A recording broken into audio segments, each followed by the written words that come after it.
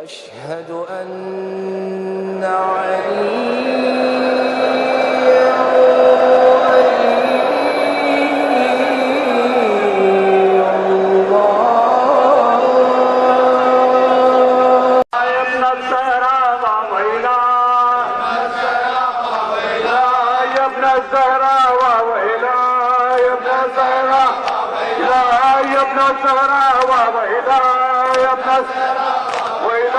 يا ابن الزهراء وإلهي مرحبا لا وإله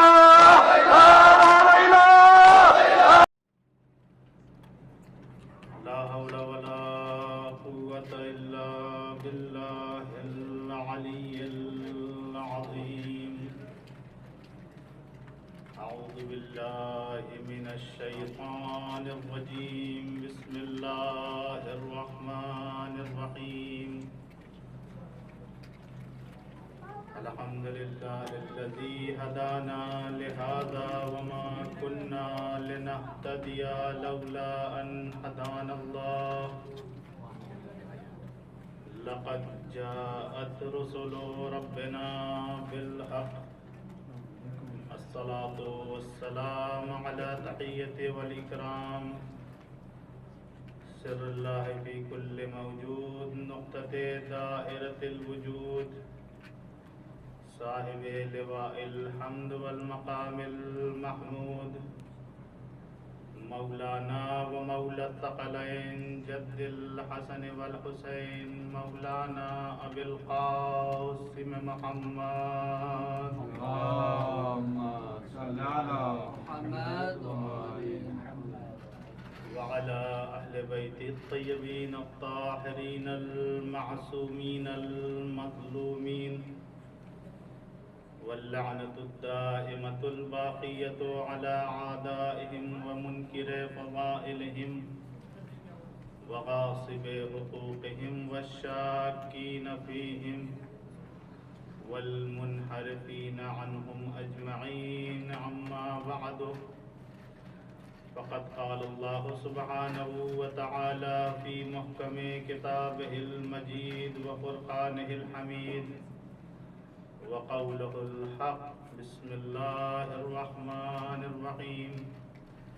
قد جاءكم من الله نور وكتاب مبين يهدي به الله من اتبع رضوانه سبل السلام ويخرجهم من الظلمات إلى النور بإذنه ويهديهم إلى صراط مستقيم. صلوات. اللهم صل على محمد وآل محمد. پروردگار عالم اپنی بابرکت کتاب قرآن مجید، قرآن حکیم، محکم کتاب، متقن کتاب، بابرکت کتاب، لا ریب کتاب ارشاد فرما رہا ہے کہ تمہاری جانب اللہ کی طرف سے نور آیا اور کتاب مبین آئی، اور اسی نور اور اسی کتاب مبین کے ذریعے سے اللہ ان کی ہدایت کرتا ہے جو خداوند عالم کی رضا اور خداوند عالم کی رضایت کے اتباع کرنے والے ہیں، اس کی رضا کے متلاشی ہیں، اور وہی ہے اور اسی کے اذن سے لوگوں کو گمراہی سے نکال کر کے نور ہدایت کی طرف لایا جاتا ہے اور سیدھے راستے کی طرف اس کی ہدایت کی جاتی ہے۔ عزیزان گرامی، مجھے بھی احساس ہے گرمی کا اور آپ سب کو بھی احساس ہے، اور جو حضرات باہر تشریف رکھتے ہیں ان سے گزارش ہے کہ اندر تشریف لے آئیں اگر ان کے لیے ممکن ہو۔ اور بہرحال گرمی عجب کی اگرچہ کہ بہت زیادہ ہے، لیکن اہل بیت کے فضائل اور اس کا جو مزہ ہے، جب اہل بیت کے فضائل کا لطف آنے لگتا ہے تو گرمیوں کا بھی احساس نہیں ہوتا ہے۔ لہٰذا یہ نہ سمجھیے گا کہ میں بہت زیادہ آپ کے ساتھ درمیان حائل رہنے والا ہوں، بس چند ہی لمحے آپ کے خدمت میں اہل بیت کے فضائل اور مسائل کا ذکر کر دوں گا۔ ایک بابا تو مل جل کر سوات پڑھیں محمد و آل محمد اللہم صلی علی محمد و آل محمد۔ ٹھیک ہے، قرآن مجید کی یہ آیت کی تلاوت میں نے آپ کے سامنے کی۔ اس آیت میں خداوند عالم ہدایت کا ذکر کر رہا ہے کہ کون کون سے ہادی ہیں جو ہم نے تمہارے درمیان بھیجے ہیں، اور اللہ نے ہمیں اس دنیا میں بھیجا تو عقل جیسی نعمت سے ہمیں نوازا۔ کیا عقل اور عقل کے سامنے اللہ نے اچھے اور برے راستے کی ہدایت بھی کر دی، لیکن یہ عقل کیا کافی تھی ہماری ہدایت کے لیے؟ عقل جیسی نعمت کہ جس سے ہمیں صحیح غلط کی تمیز ہوتی ہے، جس کے ذریعے سے ہم برائی میں اور اچھائی میں تمیز کرتے ہیں، لیکن یہ عقل کافی نہیں تھی۔ لہذا لطف الہی کا تقاضا یہ ہوا کہ ہمارے درمیان ہادی بھیجے جائے۔ ہادی آئے، ہدایت کرتے رہے، لیکن عزیزان گرامی یاد رکھیے گا، ہدایت کے مقابلے میں گمراہی ہے۔ لہذا ہدایت کو سمجھنے سے پہلے ہمیں گمراہی کو سمجھنا پڑے گا۔ کیوں؟ کہ اس لیے کہ تعرف الاشیاء بازدادہا، چیزیں اپنی ضد سے پہچانی جاتی ہیں۔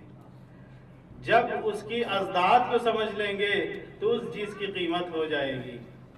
اگر رات نہ ہوتی تو ہمیں دن کی قیمت نہ سمجھ میں آتا، اگر اندھیرا نہ ہوتا تو نور کی عظمت نہ سمجھ میں آتی۔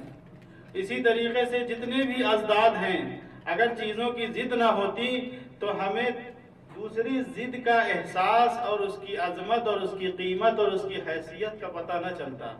اسی طریقے سے ہم آج ہدایت یافتہ ہیں لیکن ہمیں احساس نہیں ہے، لیکن ان سے پوچھو ہدایت کیا چیز ہے جنہوں نے گمراہی میں زندگی گزاری ہو۔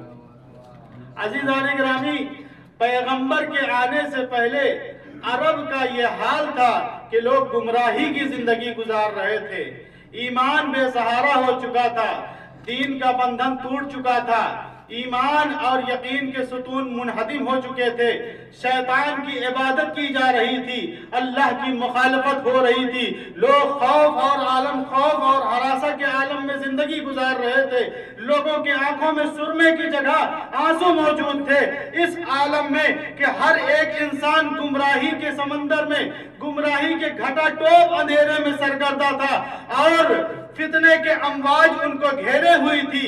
اس عالم میں، خطہ عرب میں، یا یوں کہوں کہ افق عرب میں، افق عرب کے مطلب افق عرب کے افق پر ایک چاند نظر آیا، یا یہ کہوں کہ عرب کے افق پر ہدایت کا ایک چاند نمودار ہوا کہ جس چاند نے ہر ایک کے دلوں میں بیٹھے ہوئے کفر و نفاق کے شرک اور کفر و نفاق اور شرک کے بتوں کو توڑ دیا۔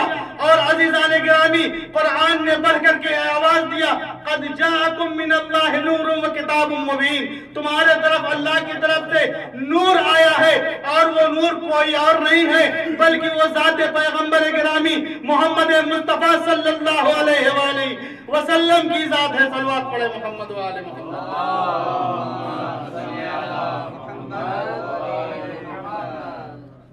تو خداوند عالم نے ہمارے پاس قرآن بھیجا، کتاب مبین بھیجی۔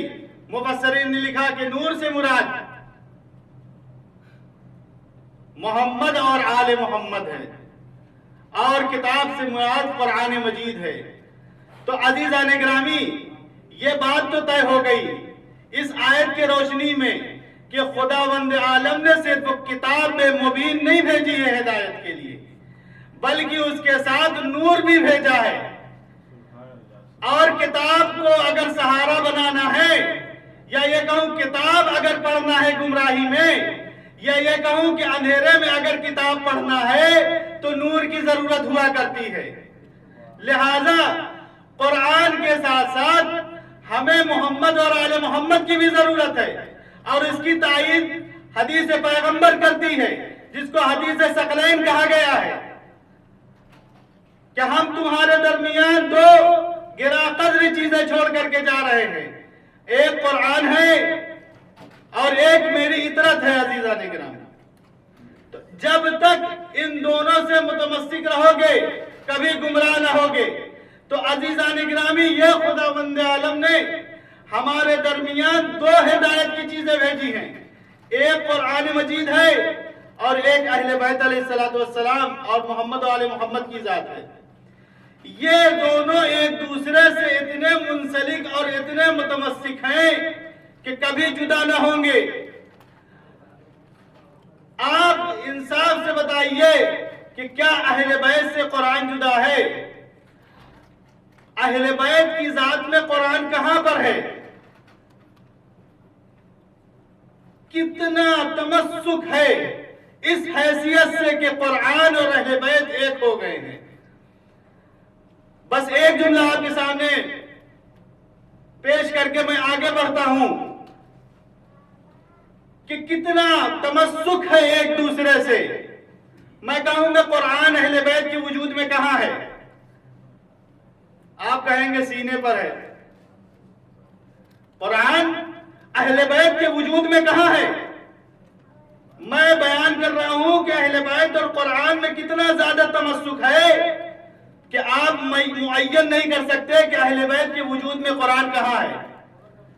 اگر آپ کہیں کہ قرآن اہل بیت کے سینوں میں ہے تو میں جملہ کہوں گا کہ اگر قرآن سینے پر ہے تو سینہ حسین کربلا میں ہے، سر حسین شام میں تلاوت کر رہا ہے۔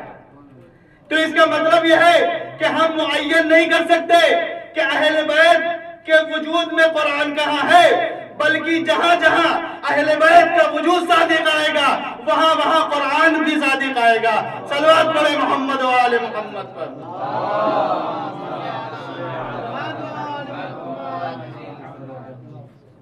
جہاں جہاں قرآن ہے وہاں وہاں اہل بیت ہیں، اور جہاں اہل بیت کا نام لیا جائے گا وہاں قرآن آپ کو ملے گا۔ اور اس کی تصدیق پیغمبر کا قول کرتا ہے کہ علی قرآن کے ساتھ ہے، قرآن علی کے ساتھ ہے، علی حق کے ساتھ ہے، حق علی کے ساتھ ہے، قرآن بھی حق ہے، اہل بیت بھی حق ہیں۔ لہذا اگر ہدایت پانا ہے تو ہمیں قرآن کے ساتھ ساتھ اہل بیت کا دامن بھی پکڑنا پڑے گا، اور جنہوں نے حسبنا کتاب اللہ کا دعویٰ کیا ہے، صرف قرآن انہیں فائدہ نہیں دے سکتا ہے۔ اگر فائدہ دیتا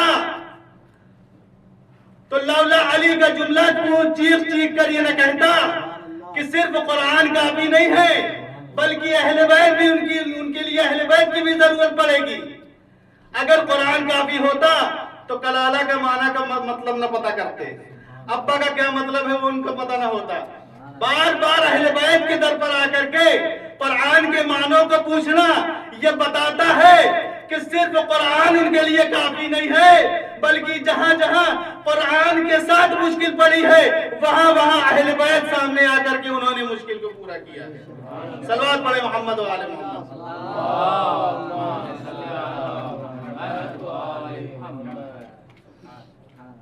تو اللہ کی جانب سے قرآن یعنی کتاب مبین اور نور آیا ہے ہدایت کے لیے۔ یہدی بہ اللہ، اور اس نور کے ذریعے سے، اس قرآن کے ذریعے سے اللہ ہدایت کرتا ہے۔ مفسرین نے ہدایت کی اقسام میں کا دو طریقے کی ہدایت عام طور پر تصور کی جاتی ہے۔ ایک لفظ استعمال کیا ہدایت کا اراء الطریق، راستہ دکھانا۔ اگر آپ سے کسی نے پتہ پوچھا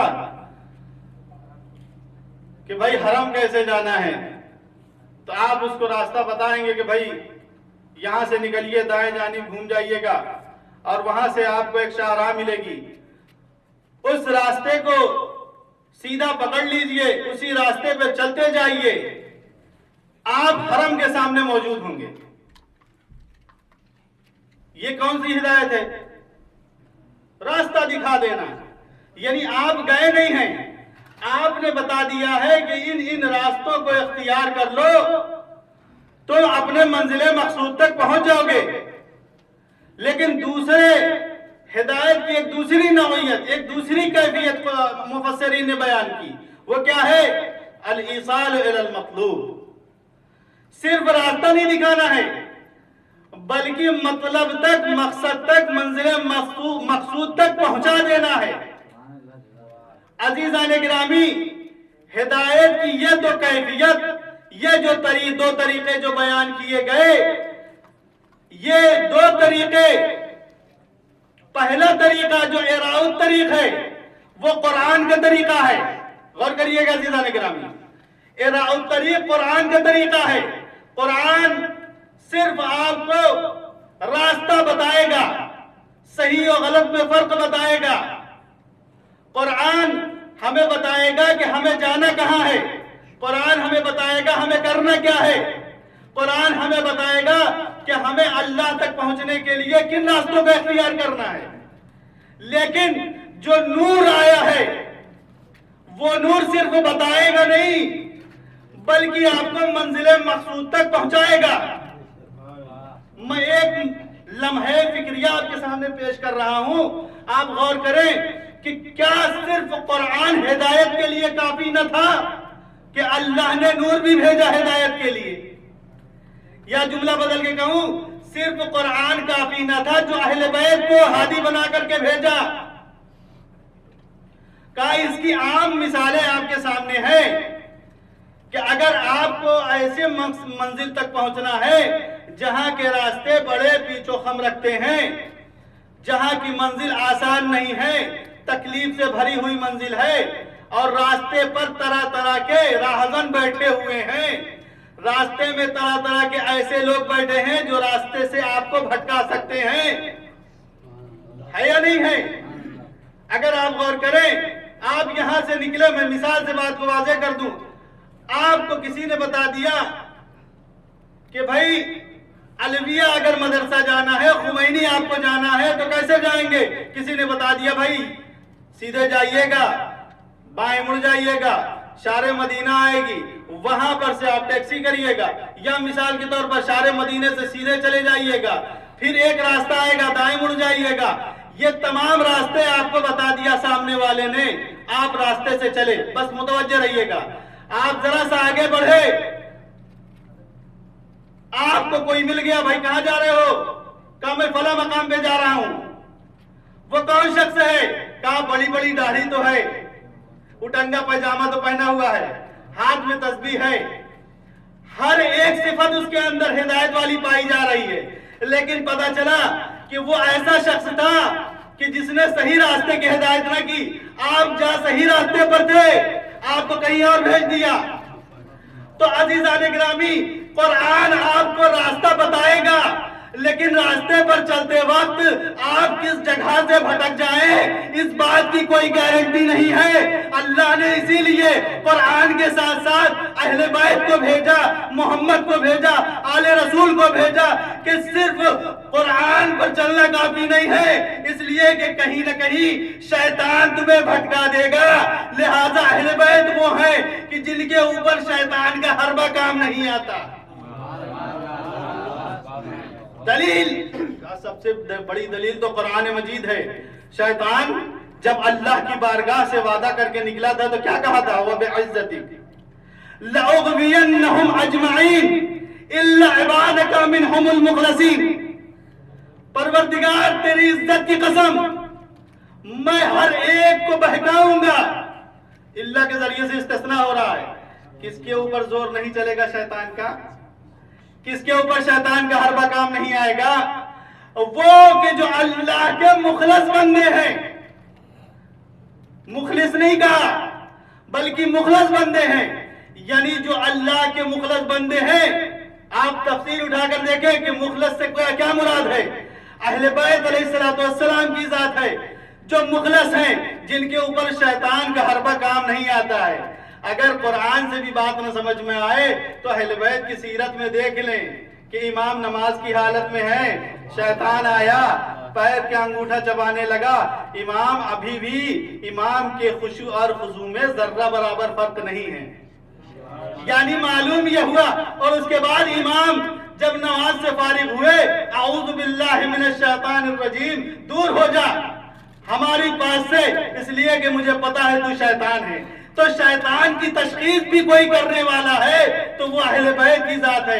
اگر شیطان کا حربہ کسی کے اوپر نہیں چلے گا تو وہ اہل بیت کی ذات ہے۔ اب پتہ چلا کہ صرف قرآن ہمارے لیے کیوں کافی نہیں ہے، اس لیے کہ قرآن کے قوانین پر چلنا آسان نہیں ہے۔ کہیں نہ کہیں قرآن پر چلتے چلتے ہم بھٹک سکتے ہیں، اور وہ لوگ کہ جس کے دلوں میں کج ہے، جن کے دلوں میں کج ہے، وہ قرآن کی متشابہ آیات سے آپ کو بہکا سکتے ہیں۔ لہذا قرآن کے ساتھ ساتھ اہل بیت کے کلام کی بھی ضرورت ہے۔ ایک صلوات پڑھے محمد و آل محمد۔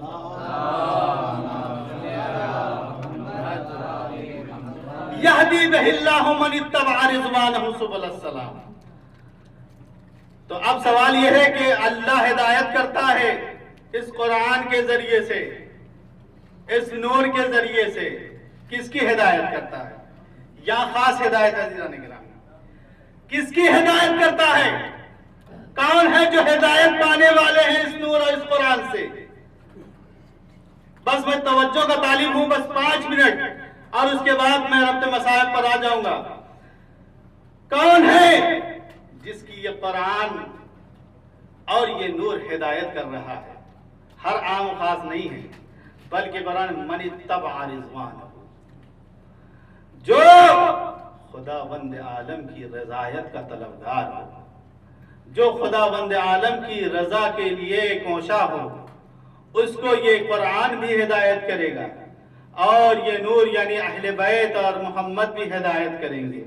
سوال میرے ذہن میں ابھی بھی ہے، اور آپ کے ذہن میں بھی ہوگا، ہر سننے والے کے ذہن میں ہوگا کہ یہ رضوان الہی کے جو اتباع کرنے والے ہیں، کیسے پتا چلتا ہے کہ اللہ کب راضی ہو رہا ہے؟ کیسے اللہ کی رضایت پتا چلے گی؟ عزیزان گرامی، یہ بات تو طے ہے، یہ مسلمات ہے اس بات پر کہ خدا کو ہم دیکھ نہیں سکتے، کیونکہ وہ جسم و جسمانیت سے پاک ہے، وہ زمان و مکان سے پاک ہے، ہماری کوتاہ نگاہیں اس کو دیکھ نہیں سکتی ہیں۔ عزیزان گرامی، جب ہم خدا کو دیکھ نہیں سکتے ہیں تو اس کی رضایت کا علم ہمیں کیسے ہو؟ ہم پریشان ہیں، ہم حیران ہیں کہ بھائی کیسے پتا چلے؟ اللہ ہدایت دے گا اسی کو جو اللہ کی رضایت کا طلبگار ہو، تو رضائے الہی کس میں ہے کیسے پتا چلے؟ تو مجھے اسی نور کی سیرت کا ایک لمحہ نظر آیا کہ جہاں پر اللہ نے قرآن مجید میں کہا من الناس من یشری نفسہ ابتغاء مرضات اللہ، لوگوں میں کچھ ایسے ہیں کہ جو اپنے نفس کو بیچ کر کے اللہ کی مرضی خرید لیتے ہیں۔ تو اللہ کی اگر رضایت معلوم کرنی ہے تو ان کے پاس جاؤ جنہوں نے اللہ کی مرضی خریدی ہے۔ اب زیادہ تمہارے دل میں بغض ہے تو ہدایت کو بھی بھول جاؤ اور گمراہی کے سمندر میں غرق ہو جاؤ۔ صلوات پڑھے محمد و آل محمد پر۔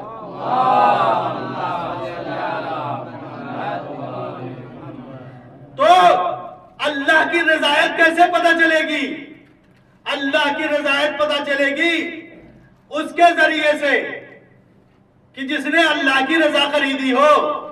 اب اگر اللہ کی رضایت حاصل کرنی ہے تو علی کو راضی کرنا پڑے گا، علی کی رضا حاصل کرنی پڑے گی۔ علی سے بغاوت کر کے کبھی ہدایت نہیں پا سکتے۔ ایک یہ صورت ہوئی، اور دوسری دلیل جو ہمیں جن کے پاس رضایت ہے، جن کے راضی سے راضی ہونے سے خدا راضی ہوتا ہے، وہ حدیث پیغمبر اس کی طرف اشارہ کرتی ہے کہ ان اللہ یرضا، اللہ راضی ہوتا ہے کس کے رضایت پر؟ جناب فاطمہ زہرا سلام اللہ علیہ کی رضایت پر۔ اللہ غضبناک ہوتا ہے جناب زہرا کے غضبناک ہونے سے۔ یہ حدیث ہمارے درمیان ہے، مشترک ہے، فریقین میں ہے کہ اللہ راضی ہوتا ہے زہرا کے راضی ہونے پر۔ اللہ غضبناک ہوتا ہے جناب زہرا کے غضبناک ہونے پر۔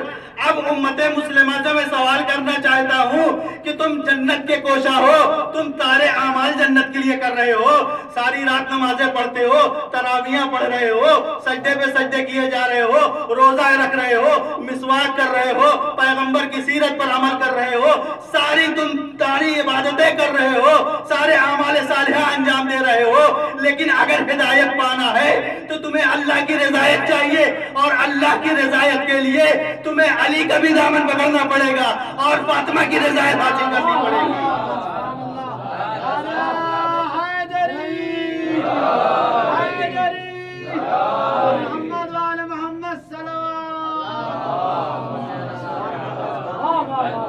کہاں جاؤ گے علی کو چھوڑ کر کے، اور اس کی اتباع کرتے ہو جس سے سیدہ آخری وقت تک راضی نہ ہوئی؟ تمہیں ہدایت کیوں کر ملے گی؟ ہدایت اگر پانا ہے، صراط مستقیم پر اگر چلنا ہے تو صراط مستقیم بھی علی کی ذات ہے۔ یہ سب احادیث سے ثابت ہیں کہ اہدنا الصراط المستقیم میں صراط مستقیم سے کیا مراد ہے۔ تو اگر راستہ صحیح اختیار کرنا ہے، اپنے منزل مقصود، کیا ہے منزل مقصود؟ منزل مقصود انسان کی جنت ہی تو ہے۔ یہ ہم نمازیں جو پڑھ رہے ہیں، ہم جو روزے رکھ رہے ہیں، ہم جو زکوٰۃ ادا کر رہے ہیں، ہم جو امر بالمعروف نہی عن المنکر کر رہے ہیں، ہم جو اچھی اچھی باتیں کرتے ہیں، ہم جو معاشرے میں اصلاح کا کام کر رہے ہیں، یہ ہر ایک کا مقصود کیا ہے؟ کہ ہر ایک کا مقصود جنت ہے، ہر ایک کی منزل جنت ہے۔ اور جنت تک پہنچنے کے لیے اہل بیت کے ذریعے سے پہنچا جا سکتا ہے، بغیر اہل بیت کی جنت نہیں ملے گی۔ قرآن کہتا ہے یہدی بہ اللہ من اتبع رضوانہ سبل السلام، کس کی طرف ہدایت کرتا ہے اس کا بھی ذکر قرآن مجید کی اس آیت میں ہے۔ سبل السلام، سلامتی کے راستے کی طرف اللہ ہدایت کرتا ہے۔ تو یہ سبل السلام کیا ہے؟ کہا خود اللہ کے اسماء حسنہ میں سے ایک ہے سلام، سلام محیمن عزیز جبار۔ یہ قرآن مجید میں ایک آیت ہے جس کے اندر اللہ کے اسماء حسنہ ذکر ہوئے ہیں، اس میں سلام ہے، یعنی وہ کہ جو امن و امان دینے والا ہے، سلامتی دینے والا ہے۔ اور سلام ایک نام ہے جنت کے ابواب میں سے، ایک باب کا نام دار السلام ہے۔ اگر تمہیں اس دار السلام تک پہنچنا ہے، اس خدا کی سلامتی کے سائے میں پہنچنا ہے، راستے سے نہیں بھٹکنا ہے، تو تمہیں اس نور کی ہدایت ملے گی اور اس کتاب کی ہدایت ملے گی، لیکن شرط یہی ہے کہ تمہیں اللہ کی رضایت طلب کرنی پڑے گی، اور اللہ کی رضایت اگر حاصل کرنا ہے تو بغیر اہل بیت کے، یا یہ کہوں بغیر فاطمہ اور علی کے تمہیں رضایت نہیں ملے گی۔ اور سارا قصہ اور سارا بغض اور سارا حسد جناب زہرا اور مولا کائنات سے ہی ہے۔ تو ہدایت کہاں؟ گمراہی کے علاوہ ہدایت نہیں ملے گی عزیزان گرامی۔ ایک صلوات پڑھے محمد و آل محمد۔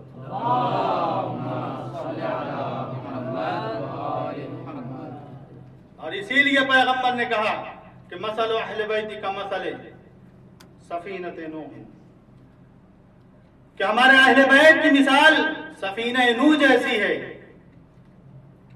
من رکبہا، جو اس کشتی پر سوار ہو گیا، نجا واہتدی، نجات پا گیا، ہدایت پا گیا۔ ومن تخلف عنہا غرق وہوا، اور جس نے اس کشتی نجات کو چھوڑ دیا وہ غرقاب ہو جائے گا، وہ گمراہی اور ضلالت کے سمندر میں غرق ہو کر کے رہ جائے گا۔ تو عزیزان گرامی، یہ بار بار پیغمبر اسلام اہل بیت کی مثال سفینہ نوح سے اسی لیے دے رہے ہیں کہ نوح کے سفینے میں وہی نجات پائے جناب نوح کے ساتھ جو تھے، جو سفینے پر سوار ہوئے تھے، اور جو سوار نہ ہوا، میں ایک لطیف نقطے کی طرف اشارہ کر رہا ہوں، جو سوار نہ ہوا وہ غرق ہو گیا، چاہے وہ تمہارے خاندان سے ہی کیوں نہ رہا ہو، لیکن وہ غرق ہو گیا۔ آج لوگ پیغمبر سے اپنے آپ کو تراش طرح طرح کی نسبت دیتے ہیں کہ یہ پیغمبر کے فلاں تھے، یہ پیغمبر کے فلاں تھے، یہ پیغمبر سے فلاں رشتہ رکھتے تھے، فلاں پیغمبر کی یہ رشتہ دار تھی۔ لیکن عزیزان گرامی، کیا صرف رشتہ داری کی بنیاد پر تمہیں ہدایت مل جائے گی، تم جنت تک پہنچ جاؤ گے؟ کہا ہرگز نہیں۔ دلیل کیا ہے؟ قرآن نے کہا یا نوح، اے نوح، تمہارا بیٹا تمہارے اہل میں سے نہیں ہے، انہو لیس من اہلک، وہ تمہارے اہل میں سے نہیں ہے۔ پروردگار میرا بیٹا ہے اور میرے اہل میں سے نہیں ہے۔ ایک مرتبہ اللہ نے ایک عظیم معیار پیش کر دیا، انہو عمل غیر صالح، تمہارا بیٹا تو ہے لیکن عمل صالح پر نہیں ہے۔ مجھے جملہ کہنے دیجئے، پیغمبر کے اس چادرے کے سامنے، اس کے سامنے جب حسنین آئے تو یہ نہ سمجھنا کہ نمازیں تھے اس لیے داخل ہو گئے، بلکہ عمل صالح پر تھے اس لیے چادر میں داخل ہو گئے۔ لہذا اب اگر کسی کو نجات پانا ہے تو وہ عمل صالح انجام دینا چاہیے، فقط رشتہ داری کی بنیاد پر ہدایت نہ ملے گی۔ صلوات پڑھیں محمد و آل محمد پر۔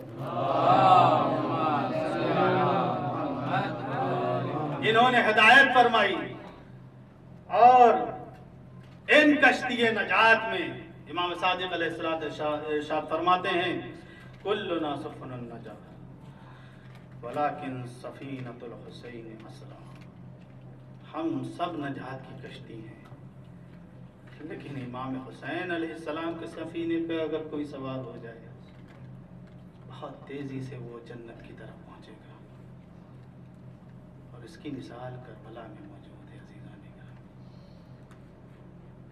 صبح تک، عاشور کی صبح تک حر گمراہی کے ٹھاٹھے مارتے ہوئے سمندر میں غرق تھا۔ یہ وہی حر تھا کہ جس نے امام حسین علیہ السلام کے لجام فرس پر ہاتھ ڈالا تھا۔ لیکن عزیزان گرامی، لیکن ایک وقت وہ بھی آیا کہ جب العطش ہائے پیاس کی آواز حر کے کانوں میں جب گونجنے لگی نا، تو ایک مرتبہ حر کے اندر جو احترام فاطمہ تھا اس نے حر کو جھنجھوڑا، حر تو یہ کیا کر رہا ہے؟ حسین کا کنبہ پیاس کی شدت سے جابلب ہے اور تو یہاں آرام سے سیراب ہو رہا ہے۔ حر کے ضمیر نے اس کو جھنجھوڑا۔ میں نے کہا نا حسین کے سفینے پر کوئی سوار ہو جائے وہ بہت تیزی سے جنت کی طرف جائے گا۔ اس کی مثال کربلا میں یہ ایک ابرز مثال ہے کہ صبح عاشور تک حر گمراہی کے سمندر میں غرق تھا، لیکن عصر عاشور تک وہ جنت تک پہنچ گیا۔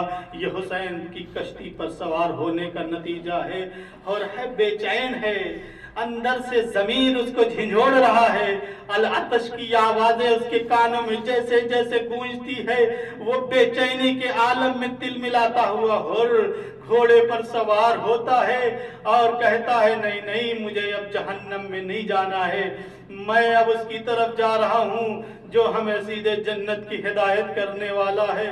حر چلا، چھپتا چھپاتا ہوا چلا، جیسے ہی بیٹے نے دیکھا آواز دیا بابا، جب تک گمراہی میں تھے ساتھ لے کر کے چلتے تھے، ہدایت کی طرف جا رہے ہو تو تنہا چلے جا رہے ہو، بابا میں بھی ساتھ چلوں گا۔ عزیزان گرامی، حر کا بیٹا بڑھا تو دیکھتے دیکھتے غلام بھی آگے بڑھ گیا۔ عزیزان گرامی، یہ تینوں کا قافلہ حسین کی ہدایت کے راستے پر خیمگاہ حسینی کی طرف چلے۔ ادھر امام حسین علیہ السلام نے کہا علی اکبر یہاں آؤ بیٹا، عباس یہاں آؤ، آج میرا ایک عجیب مہمان آ رہا ہے، میں اس کی ضیافت کے لیے، جاؤ بیٹا اس کا استقبال کرو۔ ایک مرتبہ عباس بڑھے، علی اکبر بڑھے، جناب حر جیسے ہی امام کی خدمت میں آئے ہیں نا، عزیزان گرامی کتنا کریم امام ہے، یہ وہی حر ہے نا کہ جس نے امام کے راستے کو روکا تھا، یہ وہی حر ہے نا کہ جس نے امام کے لیے مشکلات کھڑی کر دی تھی۔ امام کو کیا کہنا چاہیے؟